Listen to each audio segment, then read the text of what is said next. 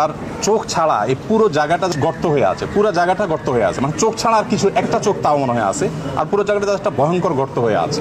প্রত্যেকটা পেশেন্টের কাছে আমরা গিয়েছি, উপদেষ্টা মহোদয় ছিলেন, সাজিদ ভাই ছিলেন, আমরা অন্যরা ছিলাম।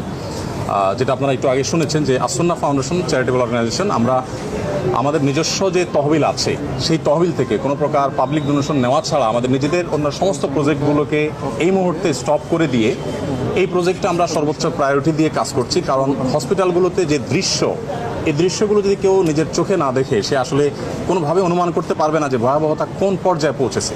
এই মাত্র আমরা 1 ইউনিটে একটা এসডিউতে একজন পেশেন্টকে দেখে আসলাম, তার মুখাবয়ব দেখার পর নিজেকে কন্ট্রোল করা খুবই কঠিন। তার চোখ ছাড়া এই পুরো জায়গাটা জাস্ট গর্ত হয়ে আছে, পুরো জায়গাটা গর্ত হয়ে আছে, মানে চোখ ছাড়া আর কিছু একটা চোখ তাও মনে হয় আছে, আর পুরো জায়গাটা জাস্ট একটা ভয়ঙ্কর গর্ত হয়ে আছে। তো আলহামদুলিল্লাহ আমরা এর আগে সাজিদ ভাই এসেছেন, এই পেশেন্টেরই আগের অবস্থার তুলনায় এখন অনেক ভালো। এটা হলো একটা আনন্দ।